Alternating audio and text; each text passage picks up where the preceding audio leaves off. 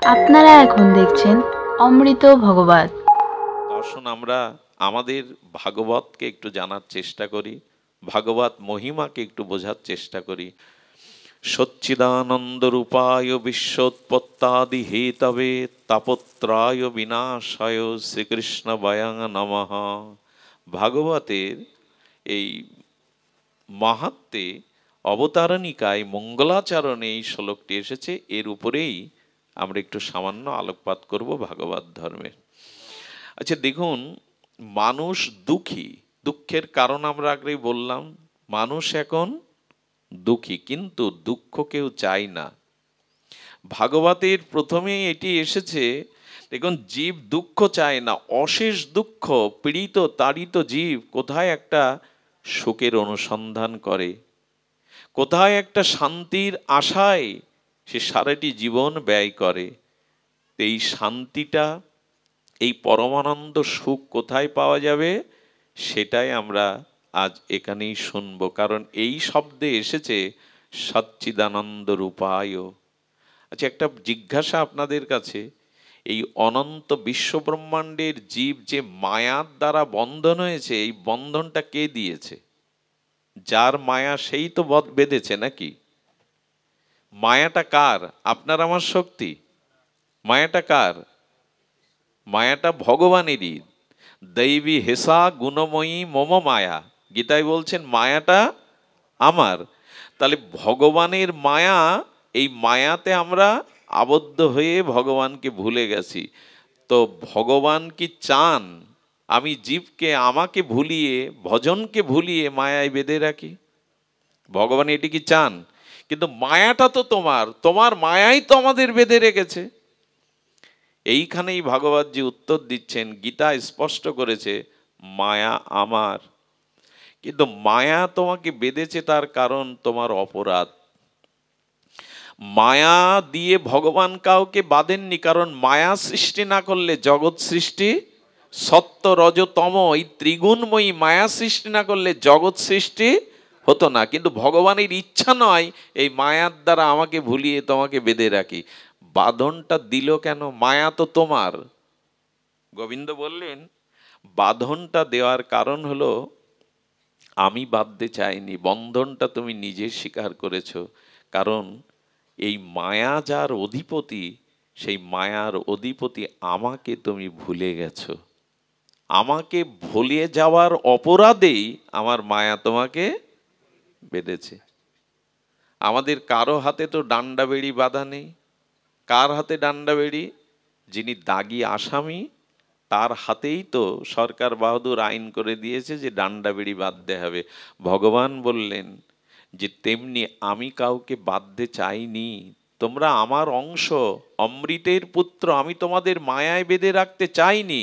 কিন্তু মায়াটা রেখেছি, কেউ অপরাধ করলে তাকে বাঁধবে। সেই অপরাধটা হলো কৃষ্ণ ভুলে যেই জীব অনাদি বহির্মুখ, যেই ভগবানকে ভুলে এই সংসারে ভোগ বিলাস পাপের দিকে দৃষ্টি দিল, তখনই মায়া তাকে বেঁধে দিল। আচ্ছা, যার মায়া তিনি ছাড়া আবার অন্য কেউ ছাড়াতে পারবেন না। আচ্ছা, আসামিকে পুলিশ অ্যারেস্ট করে ধরে নিয়ে যায়, কারাগারে পুরে দেয়, পুলিশ ওকে ছাড়তে পারবে তো? তুমি ধরলে তুমি ছাড়তে পারবে না। পুলিশ আসামি ধরতে পারে, কোর্টের চালান করে কারাগারে দিতে পারে, পুলিশ ছাড়তে পারে? পুলিশই ছাড়ে, তবে পুলিশের নিজের স্বতন্ত্র ক্ষমতায় আসামি ছাড়তে পারে না, একটা আদেশ দরকার। কি মজার কাণ্ড দেখুন, পুলিশই ধরে, অথচ যদি বলেন ছাড়ো, সেও অন্য কিছু ঘুষ টুসের ব্যাপার অন্যরকম, কিন্তু সহজে সে ছাড়তে আইনত পারবে না। এখন আমরা ভগবান ভুলে গেছি, এই অপরাধেই আমাদের হাতে ডান্ডা বেড়ি রূপ মায়া শৃঙ্খল করে বেঁধে রেখেছে। এখানে এটা ছাড়াতে হবে। আর মায়া আমাদের কোথায় বেঁধে রেখেছে? সংসার কারাগারে। যেই ভগবানকে ভুলে যাবেন, আপনার জীবনে তিনটি ক্ষতি এসে যাবে। খুব ধ্যান দিয়ে শুনুন কথাটি। যেই আপনি কৃষ্ণকে ভুলে যাবেন, ভগবানকে ভুলে যাবেন, তার ভজনকে ভুলে যাবেন, তিনটে জিনিস আপনার জীবনে অভিশাপ হয়ে আসবেই। সেটি হবে কি? সংসারটার সংসার থাকবে না, কারাগার হয়ে যাবে। কেন বলছি জানেন? অনেকের, আমি মাঝে এক জায়গায় অনুষ্ঠান করতে গেছি, তারা শুধু কোটিপতি নাই, শিল্পপতি। বাড়ি যাওয়ার পরে কেউ এসে হাত কাঁপছে, কেউ এসে প্রণাম করছে, কেউ এসে বুকে হাত দিয়েছে। তার মানে সবাই মানসিক যন্ত্রণায়, শারীরিক কষ্টে ভুগছে।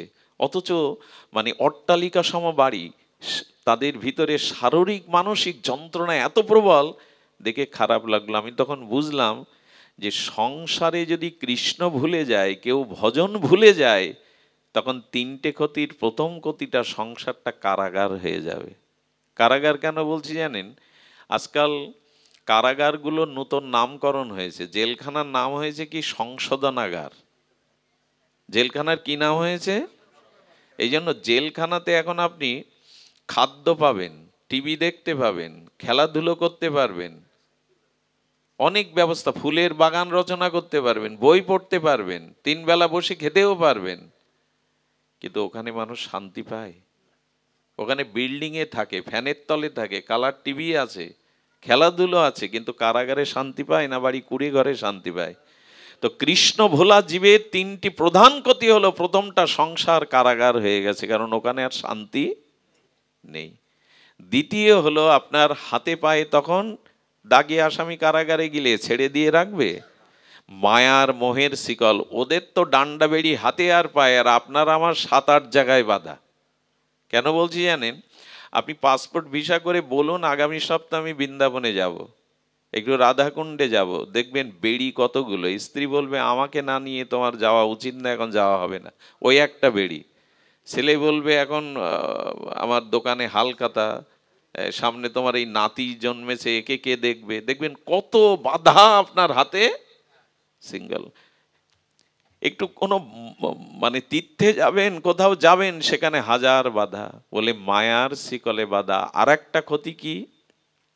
আপনার হৃদয়ে যে সৎ গুণগুলো ছিল, কৃষ্ণ ভুলে গেলে, ভগবত ভজন ভুলে গেলে, সৎ গুণগুলো চলে গিয়ে ওখানে অসৎ গুণ এসে আসবে, হিংসা, বিদ্বেষ, কামনা। তার কারণ চোর যখন আমাদের বাড়ি চুরি করে, তখন ভালো ভালো জিনিসগুলো চুরি করে আলমারি আর জিনিসগুলো ওখানে ভেঙে চুরে অগোছালো করে যায়। তেমন মন বলছে আমাকে ভগবানের চরণে নিয়ে গেলে না, আমাকে ভগবানের ভজন দিলে না, তাই আমি তোমার ভেতর থেকে চোর হয়ে সদ্গুণগুলো চুরি করে অসৎগুণগুলো ঢুকিয়ে দিলাম। এই 3টে ক্ষতি হবেই হবে কেউ ভগবান ভুলে গেলে। এই শ্লোকটা ব্রহ্মা বলেছেন ভাগবতে। তাবদ গ্রায়দাস্তেনা কারা গৃহম গৃহম তাবদ মোহনী গড় যাবৎ কৃষ্ণ নতে জনা। হে কৃষ্ণ, তোমার চরণে যতদিন ভজনে আত্মসমর্পণ না করছে জীব, ততদিন তার সংসার হবে কারা গৃহম গৃহম। তার হাতে উঠবে মায়ার মোহের শিকল, এবং সব থেকে যেটা ক্ষতি হবে, মনের সদ্বৃত্তিগুলো চলে গিয়ে অসৎবৃত্তিগুলো এসে রাখবে। পৃথিবীতে এখান থেকে 20 বছর আগে কল্পনাও করা যেত না যে কোনো মা তার সন্তানকে হত্যা করে। এখন প্রায়শ এটা ঘটছে। শিশু সন্তানকে তার গর্ভধারীর মা কেটে হত্যা করে দিচ্ছে বিষ খাইয়ে। কোন পৃথিবীতে আমরা চলতে? মা তার সন্তানকে হত্যা করবে? বললো ভেতরে সদ্গুণ নাই তো। এই জন্য ভগবত ভজন চাই, হরি ভজন চাই, ভগবত চরণে আত্মসমর্পণ চাই, নালে পৃথিবীর কোনো ব্যক্তি কোনোদিন শান্তি পেতে পারে না, আনন্দ বা মঙ্গল পেতে পারে না। এটাই হলো ভাগবতের সার কথা। সচ্চিদানন্দ রূপায় ভগবানের শরণ নাও। যিনি সৎ চিত আনন্দময়, সেই ভগবানের চরণে নিজেকে সঁপে দাও। মামেব যে প্রপদ্যন্তে মায়া মিতং তরন্তিতে। তা ভগবানের মায়া যদি কৃষ্ণ ভোলার জন্য আমাকে বেঁধে রাখে, মায়াটা খুলবে কে? মায়াটা খুলবেন আবার সেই ভগবানই। যার মায়া তিনি খুলবেন। সত্য একটাই, আমার চরণে শরণ নাও।